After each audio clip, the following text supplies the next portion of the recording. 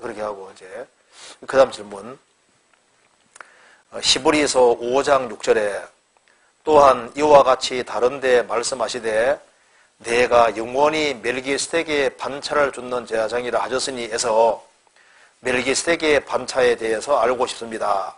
멜기세덱이 왕이고 제사장인 것은 알겠는데요. 히브리인들에게는 그 혈통이 자랑할 만한 것이어서 예수님을 멜기세덱의 반차를 줬다고 한 것인지요. 찾아봅시다. 히브리서 5장 봅시다.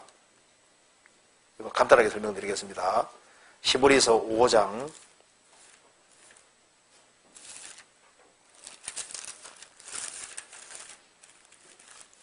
6절.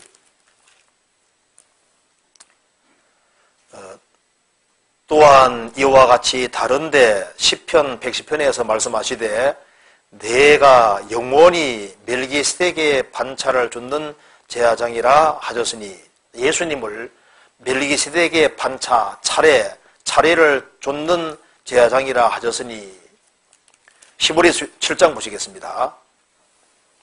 7장 설명이 나와 있죠? 자, 1절부터 3절까지 같이 읽어보겠습니다. 이 멜기세덱은 살렘 왕이요 지극히 높으신 하나님의 제사장이라.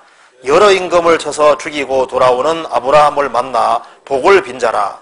아브라함이 일체의 10분의 1을 그에게 나눠주니라. 그 이름을 번역한 적 첫째 의의 왕이요 또 살렘 왕이니 곧 평강의 왕이요 아비도 없고 어미도 없고 족보도 없고 시작한 날도 없고 생명의 것도 없어 하나님의 아들과 방불하여 항상 제사장으로 있느니라. 이게 좀 중요한 질문인데요. 이거 한번 봅시다. 이 내용을 요약하면 이렇게 됩니다. 여기 이제 아브라함이 있습니다. 아브라함이 전쟁을 이기고 돌아오니까 이 멜기세덱이 나타났습니다. 멜기세덱이 그 당시에 지극히 높으신 하나님의 대제사장인데요. 그 멜기세덱이 떡과 포도주를 가지고 나타났습니다. 떡과 포도주 가지고 나타나서 아브라함을 축복해 주셨습니다. 축복해 주니까 아브라함은 자기의 일체의 10분의 1을 멜기세덱에게 드렸습니다. 창세기 14장에 이 말이 나와 있는데요. 이 멜기세덱은 아브라함 당시에, 율법이 있기 전에 아브라함 당시에 지극히 높으신 하나님의 제사장이다 그 말입니다. 이 멜기세덱이 누구냐? 성경 히브리 7장에 답이 나와 있기를 4절 멜기세덱은 아비도 없고 세상에 아버지도 없고 어미도 없고 자 세상에 아버지도 없고 어미도 없는 사람 있어요 없어요? 없잖아요. 아버지도 없고 어미도 없고 족보도 없고 갑자기 나타난 겁니다. 족보도 없고 시작한 날도 없고 생명의 끝도 없어 하나님의 아들과 방불하여 항상 제사장으로 있느니라. 봅시다. 멜기세덱은 항상 제사장으로 있느니라. 그런데 항상 제사장으로 있느니라. 지금 항상 제사장이 누구예요? 예수님이잖아요. 그죠? 항상 제사장으로 있는 분은 예수님인데 그러면은 아브라함에게 잠깐 나타났던 이분이 누구냐? 누굽니까? 예수님입니다. 예수님. 그래서 창세기 14장에도 예수님이 잠깐 사람 모습을 취해서 나타나셔서 축복해 주셨고 창세기 18장에도 세 사람이 나타났는데 두 사람은 천사고 한 사람은 예수님이라고 나와 있잖아요. 그래서 요한복음 8장에 아브라함은 나의 때 볼 것을 즐거워하다가 보고 기뻐하였느니라. 유대인들이 말했습니다. 너가 50도 못 뛰었는데 아브라함 봤느냐? 내가 진실로 너에게 이르노니 아브라함이 나기 전부터 내가 있느니라. I am입니다. 나는 항상 존재하는 분이다. 하나님이라는 뜻입니다. 그러니까 아브라함에게 예수님이 사람 모습을 취해 나타난 경우는 딱 두 경우인데, 멜기세덱 제사장의 모습으로 한 번 나타나셨고, 그 다음에 소돔 고모라 심판하기 위해 나타나실 때 사람 몸을 취해서 나타나셨습니다. 두 번 나타나셨거든요. 이 멜기세덱은 예수님이다 그 말입니다. 그래서 율법이 있기 전에 아브라함에게 나타나신 멜기세덱은 바로 예수님이고, 아브라함이 10분의 1을 멜기세덱에게 바쳤는데 10분의 1을 받는 분은 누굽니까? 하나님이 받는 거잖아요. 그렇잖아요. 자, 그런데 이제 얘기가 이렇게 되는 겁니다. 그런데 이제 아브라함이 죽고 수백 년이 지나서 이제 모세 시대에 레위인이 구별되고, 레위 계통의 사람이 뭐가 됐습니까? 제사장이 됐지 않습니까? 그리고 모세 시대부터는 짐승을 죽여서 피를 흘리고 죄를 사함받았고 레위인이 제사장이었는데,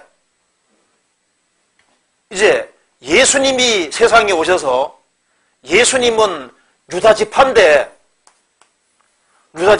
성경에 보면은 예수님 보고 제사장이라고 하셨으니, 율법에 따르면은 레위인만 제사장이 될 수 있잖아요. 그렇죠? 근데 예수님은 유다지파고 레위지파가 아니거든요. 레위지파가 아닌 사람이 어떻게 해서 제사장이 될 수 있느냐? 그리고 예수님은 레위인의 반차, 레위인의 차례를 따라 제사장 되신 분이 아니고, 무궁한 생명의 절차를 따라서 멜기세덱의 차례를 따라서 제사장이 됐다 그 말입니다. 그러니까 예수님은 모세 율법을 따른 것이 아니라 율법 시대 이전에 아브라함에게 나타나는 멜기세덱의 반차, 차례에 쫓아서 제사장이 되신 분이다 그 말입니다. 그러니까 이 모세통에 주어진 레위계통의 자식분, 이것은 일시적인 것이고 신령한 것을 설명하는 그림자에 불과했던 것이다 이렇게 말해주는 거예요.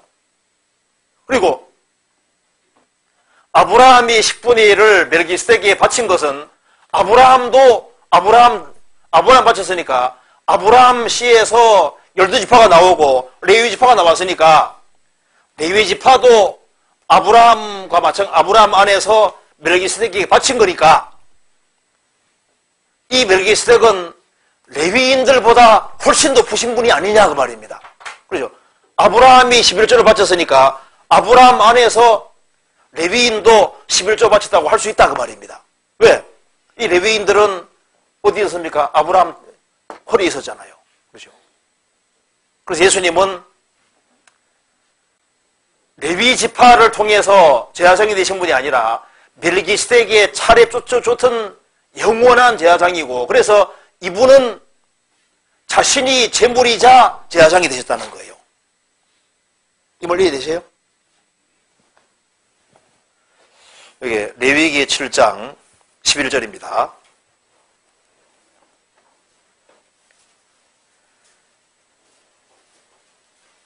(7장 11절) 레위 계통의 제사 직분으로 말미암아, 히브리서 7장 11절, 레위 계통의 제사 직분으로 말미암아 온전함을 얻을 수 있었다면 백성이 그 아래에서 율법을 받았으니 어찌 아론의 반차 차례를 좇지 않고 멜기세덱의 반차를 좇는 별다른 한 제사장을 세울 필요가 있느냐? 제사 직분이 변혁한즉 율법도 반드시 변혁하리니, 이것은 한 사람도 제단 일을 받들지 아니한 다른 지파에 속한 자를 가리켜 말한 것이라. 우리 주께서 유다로 추천하신 것이 분명하도다. 이 지파에는 모세가 제사장들에 관하여 말한 것이 하나도 없고 멜기세덱과 같은 별다른 한 제사장이 일어난 걸 보니 더욱 분명하도다. 그런 육체에 상관된 계명의 법을 좇지 아니하고 오직 무궁한 생명의 능력을 찾아낸 것이니 증거하기를 내가 영원히 멜기세덱의 반차를 좇는 제사장이라 하였도다. 전의 계명은 무익하며 무익함으로 피하고, 연약하며 무익함으로 피하고, 율법은 아무것도 온전케 못할지라 이에 더 좋은 소망이 생긴 이것으로 우리가 하나님께 가까이 가느니라. 저희는 맹세 없이 제사장이 되었으되 오직 예수는 자기에게 말씀하신 자로 말미암아 맹세로 되신 것이라. 주께서 맹세하시고 뉘우치지 아니하시리니 내가 영원의 제사장이라 하시도다. 23절 저희 제사장 된 자의 소유가 많은 것은 축업을 인하여 영원히 있지 못함이로되 예수는 영원히 계심으로 그 제사직분도 갈리지 아니하나니 그러므로 자기를 힘입어 하나님께 나아가는 자들을 온전히 구원하실 수 있으니 이는 그가 항상 살아서 저희를 위하여 간구하심이니라. 그래서 예수님은 레위 지파가 아니라 유다 지파니까 레위 지파만 제사장이 될 수 있는데 예수님이 제사장이 됐다는 것은 레위 반차 따르는 것이 아니라 전혀 다른 반차, 아브라함에게 나타나신 이 반차조차 된 영원한 제사장이다.